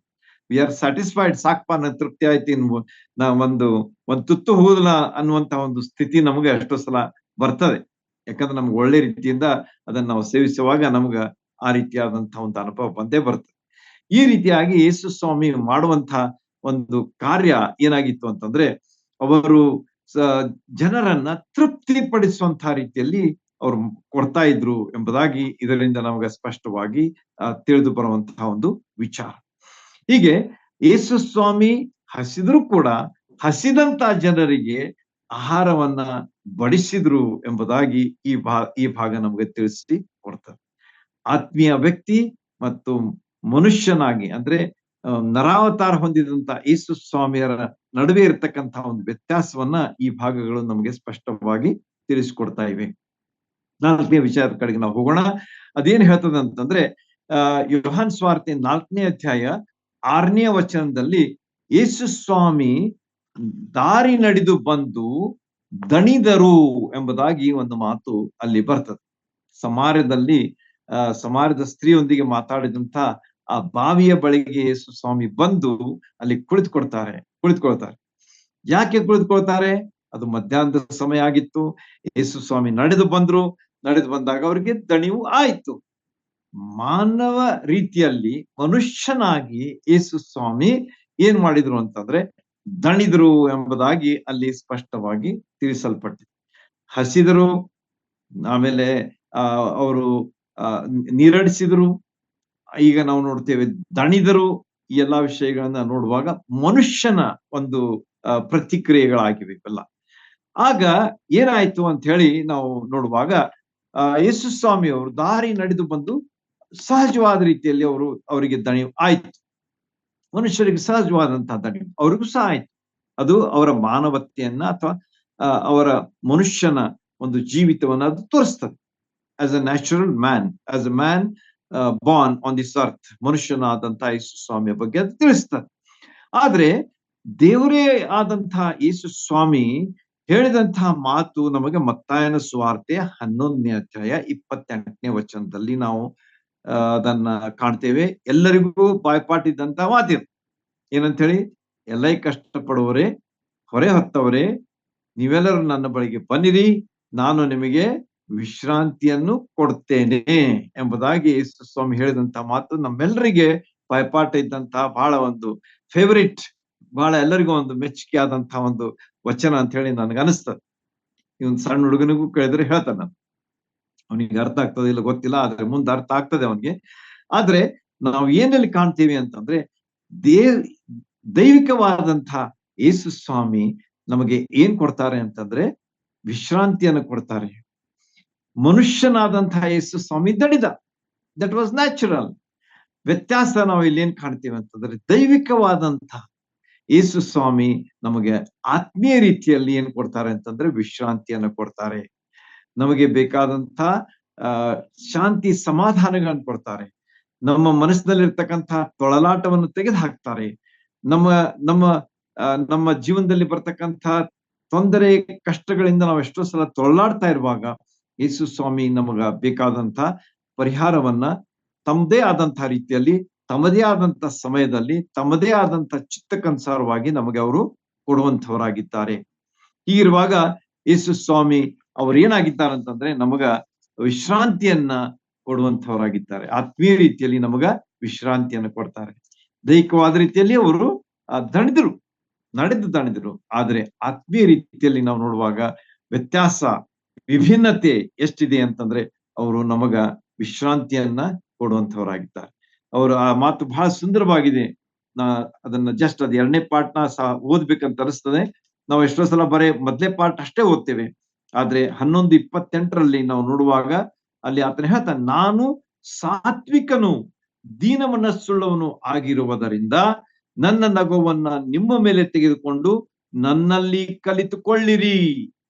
ಅಂದ್ರೆ ಯೇಸು ಸ್ವಾಮಿಯವರು ತಮ್ಮ ವಿಷಯವಾದಂತಹ ಕೆಲವು ಮಾತುಗಳನ್ನು ಇಲ್ಲಿ ಹೇಳ್ತಾ ಇದ್ದಾರೆ. ಏನಂತೇಳಿ, ನಾನು ಸಾತ್ವಿಕನಾಗಿದ್ದೇನೆ, ದೀನ ಮನಸ್ಸುಳ್ಳವನಾಗಿದ್ದೇನೆ, ನನ್ನ ನಗುವನ್ನ ಮೇಲೆ ತೆಗೆದುಕೊಂಡು ನನ್ನಲ್ಲಿ ಕಲಿತುಕೊಳ್ಳ್ರಿ ಎಂಬುದಾಗ. ಅಂದ್ರೆ ಯೇಸು ಸ್ವಾಮಿಯ ನೊಗ ಏನಾಗಿದೆ ಅಂತ ಹೇಳಿ ಮುಂದಿನ ಮಾತಿನಲ್ಲಿ ಹೇಳ್ತಾನೆ. ಯಾಕಂದ್ರೆ ನನ್ನ ನೊಗವು ಮೃದುವಾದದ್ದು, ನನ್ನ ಹೊರೆಯು ಹೌರವಾದದ್ದು. ಆದ ಕಾರಣ ಹಗುರಾದಂತಹ ನೊಗ ತೆಗೆದುಕೊಳ್ರಿ, ಆಮೇಲೆ ನನ್ನ ಹೊರೆಯು ಹೌರವಾದದ್ದು ಅಂದ್ರೆ ಹಗುರಾದದ್ದು. ಅದು ಈ ರೀತಿಯಾಗಿ ಹಗುರಾದಂತಹ ಒಂದು ಹೊರೆ, ಮೃದುವಾದಂತಹ ಒಂದು ನೊಗ, ಇವು ಏನಾಗ್ತವ ಅಂತಂದ್ರೆ ನಿಮ್ಮ ಆತ್ಮಗಳಿಗೆ ವಿಶ್ರಾಂತಿ ಸಿಕ್ಕುವುದು ಎಂಬುದಾಗಿ 30ನೇ ವಚನದಲ್ಲಿ ಯೇಸು ಸ್ವಾಮಿ ಸ್ಪಷ್ಟವಾಗಿ ನಮಗೂ ಕೂಡ ಮಾತಾಡಿದ್ದಾರೆ. ಆದ ಕಾರಣ ನಾವು ಆ ದೈವಿಕ ವ್ಯಕ್ತಿಯಾದಂತಹ ಯೇಸು ಸ್ವಾಮಿ ಕೊಡುವಂತಹ ದೈವಿಕ ವಿಷಯಗಳನ್ನ ನಾವು ತಿಳ್ಕೊಂಡಿರ್ಬೇಕಾದದ್ದು ಬಹಳ ಅವಶ್ಯ. ವಿಶ್ರಾಂತಿಯಲ್ಲಿ ಎಷ್ಟು ಸಂಗತಿಗಳು ಇಲ್ಲಿ ಒಳಗೊಂಡಿವೆ, ಅವುಗಳನ್ನ ನಾವು ತಿಳ್ಕೊಳ್ಳೋಣ. ಯೇಸು ಸ್ವಾಮಿಯ ನೊಗ ಯಾವ ರೀತಿಯಾಗಿ ಮೃದುವಾದದ್ದು. ಅದು ನಮ್ಮ ಭುಜಗಳ ಮೇಲೆ ನಾವು ಅದನ್ನ ಹಾಕಿಕೊಳ್ಳುವಾಗ ನಮಗೆ ನೋವಾಗುವುದಿಲ್ಲ. ಅದು ಮೃದುವಾಗಿರುವ ಕಾರಣ ಅದನ್ನು ನಾವು ತೆಗೆದುಕೊಂಡು ಹೋಗ್ಲಿಕ್ಕೆ ಸಾಧ್ಯ ಆಗ್ತದೆ. ನಮ್ಮ ನೊಗ ಯಾವಾಗಲೂ ಏನಿರ್ತದೆ, ಭಾರವಾದದ್ದಿರ್ತದೆ. ಆದ್ರೆ ಯೇಸು ಸ್ವಾಮಿಯ ನೊಗ ಇಲ್ಲಿ ಏನಾಗಿತ್ತು ಅಂತ ಹೇಳಿ ನಮ್ಗೆ ಸ್ಪಷ್ಟವಾಗಿ ಬರೆಯಲ್ಪಟ್ಟಿದೆ. ಮೃದುವಾದಂತಹ ನೊಗ, ಹೌರವಾದಂತಹ ಹೊರೆ, ಇವುಗಳ ಮೂಲಕವಾಗಿ ನಮಗೇನ್ ಸಿಗ್ತದೆ ಅಂತಂದ್ರೆ ವಿಶ್ರಾಂತಿ. ಆತ್ಮೀಯ ರೀತಿಯಲ್ಲಿ ನಮಗ ವಿಶ್ರಾಂತಿ ಸಿಗ್ತದೆ ಎಂಬುದನ್ನ ಯೇಸು ಸ್ವಾಮಿ ಸ್ಪಷ್ಟವಾಗಿ ಇಲ್ಲಿ ತಿಳಿಸಿಕೊಟ್ಟಿದ್ದಾರೆ. ಮತ್ತಾಯನ ಸುವಾರ್ತೆ 11ನೇ ಅಧ್ಯಾಯ 28, 29 ಮತ್ತು 30 ವಚನಗಳು. ಈ ರೀತಿಯಾಗಿ ನಾವು ವ್ಯತ್ಯಾಸವನ್ನ ಸ್ಪಷ್ಟವಾಗಿ ಇಲ್ಲಿ ಕಂಡುಕೊಳ್ತಾ ಇದ್ದೇವೆ. 5ನೇ ಒಂದು ವ್ಯತ್ಯಾಸವನ್ನ ನಾವು ಮತ್ತಾಯನ ಸುವಾರ್ತೆ 17ನೇ ಅಧ್ಯಾಯ 27ನೇ ವಚನದಲ್ಲಿ ಸ್ಪಷ್ಟವಾಗಿ ನಾವು ಅಲ್ಲಿ ಕಾಣ್ತೇವೆ. ಅಲ್ಲಿ ಮತ್ತೆ 2 ವ್ಯತ್ಯಾಸಗಳು ನಮಗೆ ಬರ್ತವೆ ಕಣ್ಣು ಮುಂದೆ. ಮೊದಲನೇದಾಗಿ ರಾಜಾದಿರಾಜನಾದಂತಹ ಯೇಸು ಕರ್ತನು ಮತ್ತು ಆತನು ಏನ್ ಹೇಳ್ತಾನೆ ಅಲ್ಲಿ ಅಂತಂದ್ರೆ 17:27 ರಾಜಾದಿರಾಜನು ಕರ್ತನೂ ಆಗಿದ್ರೂ ಕೂಡ ಆತನು ತೆರಿಗೆ ಸಲ್ಲಿಸುವಂತ ಸಮಯ ಬಂದಾಗ ಆತನು ಏನಾಗ್ತಾನಂತಂದ್ರೆ ಆ ತೆರಿಗೆಯನ್ನ ನಾವು ಕೊಡಬೇಕು ಎಂಬುದಾಗಿ ಆತನು ಸ್ಪಷ್ಟವಾಗಿ ಅಲ್ಲಿ ಹೇಳ್ತಾನೆ. ಯೋಹಾನ ಸುವಾರ್ತೆ 18ನೇ ಅಧ್ಯಾಯ 37ನೇ ವಚನದಲ್ಲಿ ಅದನ್ನ ನಾವು ಕಾಣ್ತೀವಿ. ಆತನು ರಾಜನಾಗಿದ್ದರೂ ಸಹ, ಯೋಹಾನ 18:37, ರಾಜನಾಗಿದ್ದರೂ ಸಹ ತೆರಿಗೆಯನ್ನ ಕೊಟ್ಟನು ಎಂಬುದಾಗಿ, ರಾಜಾದಿರಾಜನಾಗಿದ್ದರು. ಆದ ಕಾರಣ ಮನುಷ್ಯನಾಗಿ ಆತನು ತೆರಿಗೆ ಕೊಟ್ಟ. ಅದೇ ರೀತಿಯಾಗಿ ರಾಜಾದಿರಾಜನೆಂಬುದಾಗಿ ತೆರಿಗೆ ತಪ್ಪಿಸುವಂತಹ ವಿಚಾರ ಆತನಲ್ಲಿ ಬರಲಿಲ್ಲ. ಆದ್ರೆ ಆತನು ಕೊಡ್ಬೇಕಾದದ್ದನ್ನ ನಾವು ಕೊಡ್ಲೇಬೇಕು. ಕೈಸರದಂದ ಕೈಸರಿ ಕೊಡ್ಬೇಕು, ದೇವರದನ್ನ ದೇವ್ರಿಗೆ ಕೊಡ್ಬೇಕು ಎಂಬುದಾಗಿಯೂ ಸಹ ಮತ್ತೊಂದು ಸಂದರ್ಭದಲ್ಲಿ ಯೇಸು ಸ್ವಾಮಿ ಜನರಿಗೆ ಸ್ಪಷ್ಟವಾದಂತಹ ವಿಚಾರವನ್ನ, ಚಿತ್ರವನ್ನ ಕೊಟ್ಟಿದ್ದನ್ನು ನಮ್ಮೆಲ್ಲರಿಗೆ ಗೊತ್ತುಂಟು. ಆದ ಕಾರಣ ಯೇಸು ಸ್ವಾಮಿಯಲ್ಲಿರ್ತಕ್ಕಂಥ ಈ ವ್ಯತ್ಯಾಸ, ಮನುಷ್ಯನಾಗಿ ದೈವಿಕ ಪುರುಷನಾಗಿ ಇರುವಂತಹ ವ್ಯತ್ಯಾಸವನ್ನ ನಾವು ಸ್ಪಷ್ಟವಾಗಿ ಕಾಣ್ತೀವಿ. ನಾವು ಕೊಡಬೇಕಾದದ್ದನ್ನ, ಸರ್ಕಾರಕ್ಕೆ ಕೊಡ್ಬೇಕಾದನ್ನ ನಾವು ಕೊಡ್ಬೇಕು, ದೇವರಿಗೆ ಕೊಡಬೇಕಾದದ್ದನ್ನು ಸಹ ನಾವು ದೇವರಿಗೆ ಕೊಡಬೇಕು. ಅದರಲ್ಲಿ ಯಾವುದೇ ತರದ ಹಿಂದೆ ಮುಂದೆ ನಾವು ಮಾಡಬಾರ್ದು ಎಂಬುದನ್ನ ಈ ಭಾಗದಿಂದ ನಾವು ಸ್ಪಷ್ಟವಾಗಿ ತಿಳ್ಕೊಳ್ತೇವೆ. ಇದು 5ನೇ ಒಂದು ವ್ಯತ್ಯಾಸ. 6ನೇ ಒಂದು ವ್ಯತ್ಯಾಸದಲ್ಲಿ ನಮಗ ಏನ್ ಕಂಡು ಬರ್ತದೆ ಅಂತಂದ್ರೆ, ಯೇಸು ಸ್ವಾಮಿಯ ವೈರಿಗಳು, ನಿಮ್ಗೆ ಗೊತ್ತದೆ, ಮಹಾಯಾಜಕರಾಗ್ಲಿ ಅಥವಾ ಯಹೂದ್ಯರಾಗ್ಲಿ, ಶಾಸ್ತ್ರಿಗಳಾಗ್ಲಿ, ಫರಿಸಾಯರಾಗ್ಲಿ, ಸದ್ದುಕಾಯರಾಗ್ಲಿ, ಇನ್ನು ಅನೇಕ ಈ ಧಾರ್ಮಿಕ ಪುರುಷರು ಅಂತ ಹೇಳಿ ಹೇಳ್ಕೊಳ್ತಿದ್ರ, ಈ ಸುಳ್ಳ ಹಚ್ಚಿದ ಸಮಾಧಿಗಳಂತ ಹೇಳಿ ಯೇಸು ಸ್ವಾಮಿ ಅವರ ಬಗ್ಗೆ ಹೇಳ್ತಾನೆ. ಅಂತಹ ಜನರು ಯೋಹಾನ ಸುವಾರ್ತೆ 8:48 ಅವನಿಗೆ, ಯೇಸು ಸ್ವಾಮಿಗೆ ಏನ್ ಹೇಳ್ತಾರೆ? ಒಂದ್ ಮಾತು, 8ನೇ ಅಧ್ಯಾಯ 48ನೇ ವಚನ ನೋಟ್ ಮಾಡ್ಕೊಳ್ರಿ. 6ನೇ ವ್ಯತ್ಯಾಸ ಇದು. ಆತನ ವೈರಿಗಳು ಯೇಸು ಸ್ವಾಮಿಗೆ ಹೇಳಿದಂತಹ ಮಾತು ಏನಂತಂದ್ರೆ, ಮಾನವನಾದಂತಹ ನೀನು, ಮನುಷ್ಯನಾದಂತಹ ನೀನ್ ಏನಾಗಿದ್ದಿ? ನೀನ್ ಸಮಾರ್ಯದವನಾಗಿದ್ದಿ. ಅಂದ್ರೆ ನೀನು ಏನಂತಾರೆ ಅದಕ್ಕೆ, ಔಟ್ಕಾಸ್ಟ್ ಎಂಬುದಾಗಿ ಯೇಸು ಸ್ವಾಮಿಗೆ ಅವ್ರು ಹೇಳ್ತಾ ಇದ್ದಾರೆ. ಅಷ್ಟೇ ಅಲ್ಲದೆ ದೆವ್ವ ಹಿಡಿದವನು ಆಗಿದ್ದಿ ಎಂಬುದಾಗಿ ಹೇಳ್ತಾರೆ. ಇದು ಮನುಷ್ಯನಾಗಿದ್ದಂತಹ ಯೇಸು ಸ್ವಾಮಿಗೆ ಅವನಿಗೆ ಒಲ್ಲದಂತಹ ಜನರು ಅಥವಾ ಅವನಿಗೆ ವೈರಿಗಳಾಗಿ ಇದ್ದಂತಹ, ಅಂದ್ರೆ ಅವರು ಅವನನ್ನು ಬಯಸ್ತಿರ್ಲಿಲ್ಲ. ಆದ್ರೆ ಯೇಸು ಸ್ವಾಮಿ ಅವ್ರ ಸಲುವಾಗಿಯೂ ಸಹ ಅವ್ರನ್ನು ಪ್ರೀತಿಸ್ತಾ ಇದ್ದೆ. ಅವ್ರ ಸಲುವಾಗಿ ಯಾವಾಗ್ಲೂ ಆತನು ದ್ವೇಷ ಮಾಡ್ತಾ ಇರಲಿಲ್ಲ. ಆದ್ರೆ ಅವರು ಆತನನ್ನ ದ್ವೇಷ ಮಾಡ್ತಾ ಇದ್ರು. ಯಾಕಂದ್ರೆ ಯೇಸು ಸ್ವಾಮಿ ಪರಿಪೂರ್ಣನಾದ ಕಾರಣ, ಆತನ ಜೀವನ ಅಷ್ಟು ಪರಿಶುದ್ಧವಾಗಿತ್ತು, ಅಷ್ಟು ಆಕರ್ಷಣೀಯವಾಗಿತ್ತು, ಅಷ್ಟು ಪ್ರೀತಿಪೂರ್ಣವಾಗಿತ್ತು, ಅಷ್ಟು ಒಳ್ಳೆಯದಾಗಿತ್ತು. ಜನ ಎಲ್ಲ ಆತನ ಹಿಂದೆ ಹೋಗ್ತಾ ಇದ್ರು, ಸಾವಿರಾರು ಗಟ್ಟಲೆ ಜನ. ಆದ್ರೆ ಈ ಜನರು ತಾವು ಎಲ್ಲ ಗೊತ್ತದೆ ಅಂತ ಹೇಳಿ ಹೇಳ್ಕೊಂತ ಅಡ್ಡಾಡಿದ್ರು, ಯಾರು ಅವ್ರ ಹಿಂದೆ ಬರ್ತಿರ್ಲಿಲ್ಲ. ಆದ ಕಾರಣ ಅವ್ರಿಗೆ ಬಹಳಷ್ಟು ಹೊಟ್ಟೆ ಕಿಚ್ಚಾಗಿ ಅವರು ಬಹಳಷ್ಟು ಯೇಸು ಸ್ವಾಮಿಯಲ್ಲಿ ತಪ್ಪುಗಳನ್ನ ಹಿಡಿಬೇಕು ಅಂತ ಹೇಳಿ ಪ್ರಯತ್ನ ಮಾಡಿದ್ರು. ಅವ್ರಿಗೆ ಸಾಧ್ಯ ಆಗಲಿಲ್ಲ. ಯಾಕಂದ್ರೆ ಯೇಸು ಸ್ವಾಮಿ ಯಾವಾಗಲೂ ಪರಿಪೂರ್ಣನಾದಂಥವನಾದ ಕಾರಣ ಅವ್ರಿಗೆ ಏನು ಮಾಡ್ಲಿಕ್ಕೆ ಆಗ್ಲಿಲ್ಲ ಎಂಬುದನ್ನ ಸತ್ಯವೇದದಲ್ಲಿ ನಾವು ಸ್ಪಷ್ಟವಾಗಿ ಸ್ವಾರ್ಥಗಳಲ್ಲಿ ಮತ್ತು ಪತ್ರಿಕೆಗಳಲ್ಲಿ ಕಂಡುಕೊಳ್ತೀವಿ. ಹೀಗೆ 8ನೇ ಅಧ್ಯಾಯ 4ನೇ ವಚನದಲ್ಲಿ ಅವನಿಗೆ ಹೇಳ್ತಾರೆ ಏನಂತೇಳಿ, ಸಮಾರ್ಯದವ, ಔಟ್ಕಾಸ್ಟ್, ನೀನು ಸಮಾಜದಿಂದ ಹೊರಗೆ ಹಾಕಲ್ಪಟ್ಟಂತಹ ಜನ ಸಮಾರ್ಯರು. ಅದೇ ರೀತಿಯಾಗಿ ನೀನು ಆಗಿದ್ದಿ, ದೆವ್ವ ಹಿಡಿದಂತಹ ನೀನು ಆಗಿದ್ದಿ ಎಂಬುದಾಗಿ ಅವರು ಹೇಳಿದ್ರು ಕೂಡ, ಈಗ ದೇವಕುಮಾರನಾದಂತಹ ಯೇಸು ಸ್ವಾಮಿ ಮನುಷ್ಯನಾಗಿ ಅವನು ಈ ರೀತಿಯಾಗಿ ಅವನಿಗೆ ಹೇಳಿದ್ರು. ಆದ್ರೆ ದೇವಕುಮಾರನಾದಂತಹ ಯೇಸು ಸ್ವಾಮಿ ವಿಷಯವಾಗಿ ಮತ್ತಾಯನ ಸುವಾರ್ತೆ 12ನೇ ಅಧ್ಯಾಯ 24ನೇ ವಚನದಲ್ಲಿ ನಾವು ನೋಡುವಾಗ, ದೆವ್ವ ಹಿಡಿದಂತ, ಮೂಕನಾದಂಥ, ಕುರುಡನಾದಂಥ ವ್ಯಕ್ತಿಯನ್ನ ಯೇಸು ಸ್ವಾಮಿ ಸ್ವಸ್ಥ ಮಾಡಿದ್ರು.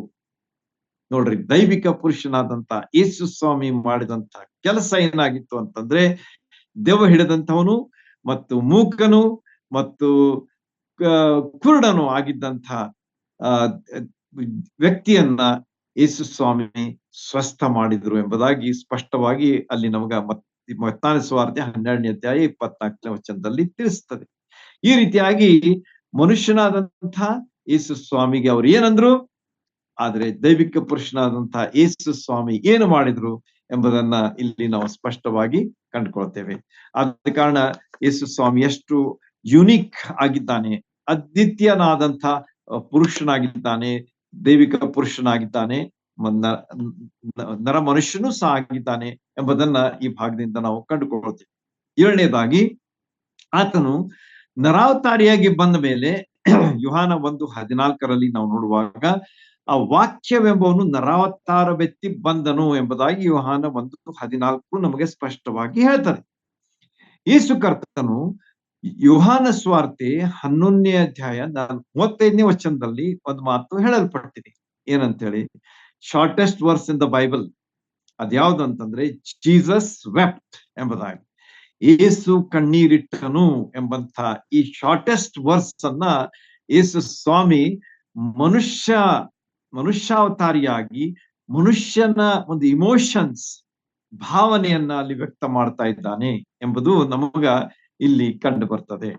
ಆದರೆ ಆತ್ಮೀಯ ಪುರುಷನ್, ದೈವಿಕ ಪುರುಷನಾದಂತಹ ಯೇಸು ಸ್ವಾಮಿ ಅಲ್ಲಿ ಆತನ ಏನ್ ಮಾಡ್ತಾನೆ ಎಂಬುದನ್ನ ಪ್ರಕಟಣೆಯ ಪುಸ್ತಕ 21ನೇ ಅಧ್ಯಾಯ ನೋಟ್ ಮಾಡ್ಕೊಳ್ರಿ, ಬಹಳ ಇಂಪಾರ್ಟೆಂಟ್. 21ನೇ ಅಧ್ಯಾಯ 4ನೇ ವಚನದಲ್ಲಿ ಒಂದು ಮುಖ್ಯವಾದಂತ ಮಾತು ಹೇಳಲ್ಪಟ್ಟಿದೆ.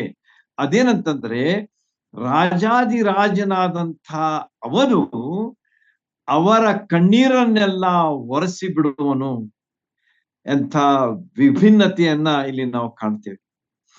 ಮನುಷ್ಯನಾಗಿ ಯೇಸು ಸ್ವಾಮಿ ಕಣ್ಣೀರಿಟ್ಟನು, ಆದ್ರೆ ದೈವಿಕ ಪುರುಷನಾಗಿ ದೇವರಾಗಿ ಆತನ ಏನ್ ಮಾಡ್ತಾನೆ ಅಂತಂದ್ರೆ ಕಣ್ಣೀರನ್ನೆಲ್ಲ ಒರೆಸಿ ಬಿಡ್ತಾನೆ ಎಂಬುದಾಗಿ ಇಲ್ಲಿ ವಿಭಿನ್ನತೆಯನ್ನು ನಾವು ಸ್ಪಷ್ಟವಾಗಿ ಕಂಡುಕೊಳ್ತೇವೆ.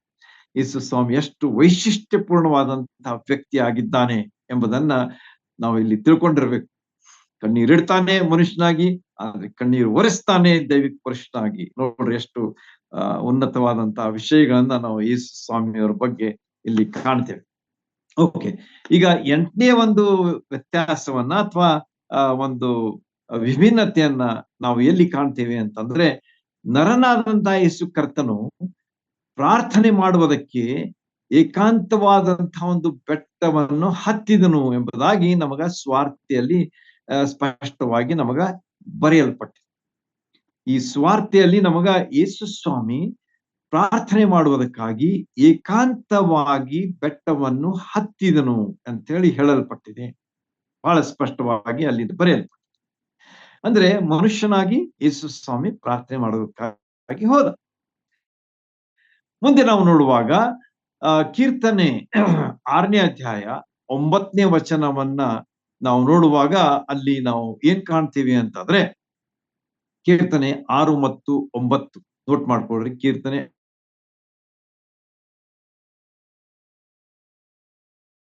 6:9 ದೇವರಾಗ ಏನಂತ ನಮ್ಮ ವಿಜ್ಞಾಪನೆಗಳನ್ನು ಕೇಳಿದ್ದಾನೆ. ಮನುಷ್ಯನಾಗಿ ಯೇಸು ಸ್ವಾಮಿ ಬಂದಾಗ ಆತನ ಏನ್ ಮಾಡ್ತಾನೆ ಅಂತಂದ್ರೆ, ಬೆಟ್ಟ ಹತ್ತಿ ಏಕಾಂತವಾಗಿ ಪ್ರಾರ್ಥಿಸುವುದಕ್ಕಾಗಿ, ದೇವರಿಗೆ ಪ್ರಾರ್ಥಿಸುವುದಕ್ಕಾಗಿ ಹೋಗ್ತಾನೆ. ಆದರೆ ದೈವಿಕ ಪುರುಷನಾದಂತಹ ಯೇಸು ಸ್ವಾಮಿ ಕೀರ್ತನೆ 6:9 ನಾವು ನೋಡುವಾಗ ನಮ್ಮ ವಿಜ್ಞಾಪನೆಗಳನ್ನ ಕೇಳುತ್ತಾನೆ. ನೋಡ್ರಿ ಎಷ್ಟು ವಿಶೇಷವಾದಂತ ಮಾತು ಇಲ್ಲಿ ನಮ್ಮ ಮುಂದೆ ಇದೆ. ಯೇಸು ಸ್ವಾಮಿಯವರ ಬಗ್ಗೆ ಹೇಳಿದಂಥದ್ದು. ಪ್ರಾರ್ಥಿಸಲು ಹೋದ ಮನುಷ್ಯನಾಗಿ, ದೇವ ಪುರುಷನಾಗಿ ಪ್ರಾರ್ಥನೆಯನ್ನು ಸಹ ಕೇಳುವಂತವನಾಗಿದ್ದಾನೆ. ಎಷ್ಟು ಸುಂದರವಾದಂತ ವಿಭಿನ್ನತೆಯನ್ನ ಯೇಸು ಸ್ವಾಮಿಯ ಜೀವನದಲ್ಲಿ ನಾವು ಕಾಣ್ತೇವೆ. 9ನೇದಾಗಿ ನಾವು ನೋಡುವಾಗ ಇನ್ನು 2 ಇವೆ ಅಷ್ಟೇ. 9 ಆದ್ಮೇಲೆ ಅಷ್ಟು ನೋಡಿ ಮುಗಿಸೋಣ ಇವತ್ತಿನ ಅಭ್ಯಾಸವನ್ನ. ಆದ ಕಾರಣ ಈ ಸುಂದರವಾದಂತ ವಿಚಾರಗಳನ್ನ ನೆನಪಿಟ್ಕೊಳ್ರಿ. ಎಷ್ಟು ವಿಭಿನ್ನತೆಯನ್ನ ಹೊಂದಿದ್ರು ಕೂಡ ಅದರಲ್ಲಿ ಐಕ್ಯತೆ ಇದೆ. ಎಷ್ಟು ಅದರಲ್ಲಿ ಸುಂದರವಾದಂತ ಸತ್ಯಗಳು ಅಡಗಿವೆ ಎಂಬುದನ್ನ ನಾವು ತಿಳ್ಕೊಂಡಿರ್ಬೇಕಾದದ್ದು ಯೇಸು ಸ್ವಾಮಿಯ ವಿಷಯವಾಗಿ. 9ನೇ ಮಾತು ನಮಗೆ ಯೆಶಾಯನ ಪ್ರವಾದನೆ ಗ್ರಂಥ 53ನೇ ಅಧ್ಯಾಯ 7ನೇ ವಚನದಲ್ಲಿ ಹೇಳಲ್ಪಟ್ಟಿದೆ. ಮನುಷ್ಯನಾದಂತಹ ಯೇಸು ಸ್ವಾಮಿಯ ವಿಷಯವಾಗಿ ಯೆಶಾಯನ ಪ್ರವಾದನೆ 53ನೇ ಅಧ್ಯಾಯ 7ನೇ ವಚನದಲ್ಲಿ ಹೇಳಿದಂತಹ ಮಾತು ಏನಂದ್ರೆ, ಆತನು ವಧ್ಯಸ್ಥಾನಕ್ಕೆ ಒಯ್ಯಲ್ಪಡುವ ಕುರಿಯಂತೆಯೂ, ವಧ್ಯಸ್ಥಾನಕ್ಕೆ ಒಯ್ಯಲ್ಪಡುವಂತಹ ಕುರಿಯಂತೆಯೂ ಯೇಸು ಸ್ವಾಮಿ ಯಾವ ರೀತಿಯಾಗಿ ಹೋದ್ರು, ವಧ್ಯಸ್ಥಾನಕ್ಕೆ ಯಾವ ರೀತಿಯಾಗಿ ಕುರಿ ಒಯ್ಯಲ್ಪಡ್ತದೆ, ಆ ರೀತಿಯಾಗಿ ಮನುಷ್ಯನಾಗಿ ಬಂದಂತಹ ಯೇಸು ಸ್ವಾಮಿ ಆ ಶಿಲುಬೆಯನ್ನ ಹೊತ್ತುಕೊಂಡು ಆ ಕಲ್ವಾರಿ ಎಂಬಂತಹ ಸ್ಥಳಕ್ಕೆ ಹೋದನು, ಗೋಲ್ಗಥಾ ಎಂಬಂತ ಗುಡ್ಡಕ್ಕೆ ಹೋದನು ಎಂಬುದಾಗಿ ನಮ್ಮೆಲ್ಲರಿಗೆ ತಿಳಿದಂತಹ ಮಾತು. ಅಷ್ಟೇ ಅಲ್ಲದೆ ಉಣ್ಣೆ ಕತ್ತರಿಸುವವರ ಮುಂದೆ ಮೌನವಾಗಿರುವ ಕುರಿಯ ಹಾಗೆ ಇದ್ದನು ಎಂಬುದಾಗಿಯೂ ಸಹ ಆತನ ವಿಷಯವಾಗಿ ನಮಗ ಯೋಹಾನನು 53ನೇ ಅಧ್ಯಾಯ 7ನೇ ವಚನದಲ್ಲಿ ಹೇಳಿದ್ದಾನೆ. ಯೇಸು ಸ್ವಾಮಿ ವಿಷಯವಾಗಿ ಅನೇಕ ರೀತಿಯಲ್ಲಿ ಪ್ರಶ್ನೆಗಳನ್ನು ಹಾಕಿದ್ರು ಕೂಡ ಆತನು ಹೇಳ್ತಾನೆ, ಮೌನವಾಗಿರ್ತಾನೆ. ಎಷ್ಟು ಅವಶ್ಯ ಇದ್ದಷ್ಟನ್ನೇ ಆತನು ಮಾತಾಡ್ತಾನೆ ಹೊರತು ಆತನು ಉಳಿದ ಸಮಯದಲ್ಲಿ ಮೌನವಾಗಿರ್ತಾನೆ ಎಂಬುದನ್ನ ನಾವು ನೋಡ್ತೇವೆ ಸ್ಪಷ್ಟವಾಗಿ ಸುವಾರ್ತೆಯಲ್ಲಿ. ಆದ ಕಾರಣ ಯೆಶಾಯನ ಪ್ರವಾದನೆಯಲ್ಲಿ ಬರೆದಂತಹ ಮಾತನ್ನ ನಾವು ನೋಡುವಾಗ ಯೋಹಾನನು ದೈವಿಕ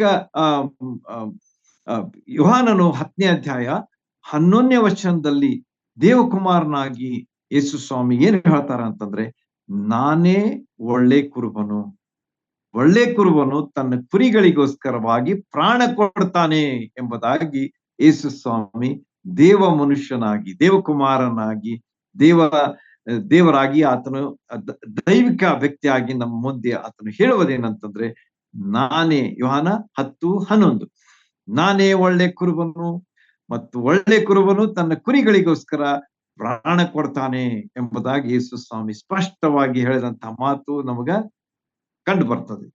ಹೀಗೆ ದೈವಿಕ ಪುರುಷನಾದಂತಹ ಯೇಸು ಸ್ವಾಮಿ ತನ್ನ ಕುರಿಗಳಿಗೋಸ್ಕರ ಪ್ರಾಣ ಕೊಟ್ಟನು ಎಂಬುದಾಗಿಯೂ ಸಹ ನಾವು ನೋಡ್ತೀವಿ.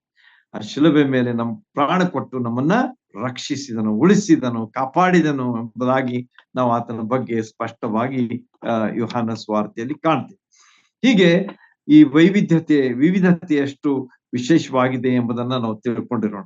ನಮಗೆ ವಿರುದ್ಧವಾಗಿ ಅನ್ಸಿದ್ರು ಕೂಡ ಅವು ಸಕಾರಾತ್ಮಕವಾಗಿ ಇವೆ ಎಂಬುದನ್ನ ನಾವು ತಿಳ್ಕೊಳ್ಬೇಕಾದದ್ದು ಬಹಳ ಅವಶ್ಯ. ಯಾಕಂದ್ರೆ ಯೇಸು ಸ್ವಾಮಿ ಮನುಷ್ಯನೂ ಆಗಿದ್ದ, ಅದೇ ಸಂದರ್ಭದಲ್ಲಿ ದೇವರು ಆಗಿದ್ದ. ಆತನು ದೈವತ್ವವನ್ನು ಒಂದ್ ಕಡೆಗೆ ಬಿಟ್ಟು ಬರಲಿಲ್ಲ, ಮನುಷ್ಯತ್ವದ ಕಡೆಗೆ ಬಂದಾಗ ಎಂಬುದನ್ನ ನಾವು ತಿಳ್ಕೊಂಡಿರ್ಬೇಕು. ಆತನು ದೈವತ್ವವನ್ನು ಹೊಂದಿದಂತಹ ವ್ಯಕ್ತಿ, ಮನುಷ್ಯನಾಗಿ ಈ ಲೋಕದಲ್ಲಿ ಜೀವಿಸಿದಂತಹ ವ್ಯಕ್ತಿ. 10ನೇ ಒಂದು ವ್ಯತ್ಯಾಸವನ್ನ ಅಥವಾ ಕಾಂಟ್ರಾಸ್ಟ್ ಅನ್ರಿ, ಅಥವಾ ವ್ಯತ್ಯಾಸ ಅನ್ರಿ, ಅಥವಾ ವಿವಿಧತೆ ಅನ್ರಿ, ಅದನ್ನ ನಾವು ಮತ್ತಾಯನ ಸುವಾರ್ತೆ 26ನೇ ಅಧ್ಯಾಯ 15ನೇ ವಚನಕ್ಕೆ ನಾವು ಬರುವಾಗ ಅಲ್ಲಿ ನಾವು ಕಾಣ್ತೇವೆ. ಅದೇನಂತಂದ್ರೆ ಮತ್ತಾಯ 26:15 ಯೇಸು ಸ್ವಾಮಿಯು ಮನುಷ್ಯನಾಗಿ ಬಂದಾಗ ಆತನ ಶಿಷ್ಯನೇ ಆದಂಥ ಇಸ್ಕರಿಯೋತ್ ಯೂದನು ಎಷ್ಟು ಕ್ರಯಕ್ಕೆ ಅಥವಾ ಎಷ್ಟು ಹಣ ತೆಗೆದುಕೊಂಡು ಮಾರಿದನು ಎಂಬುದಾಗಿ ನಾವು ನೋಡುವಾಗ ಅದು 30 ಬೆಳ್ಳಿ ನಾಣ್ಯಗಳನ್ನ ತೆಗೆದುಕೊಂಡು ಹಿಡಿದುಕೊಟ್ಟನು. ಮಾರಿದನ್ನೋದಕ್ಕಿಂತ ಹಿಡಿದುಕೊಟ್ಟನು ಎಂಬುದಾಗಿ ನಮಗ ಅಲ್ಲಿ ಕಂಡು ಬರ್ತದೆ.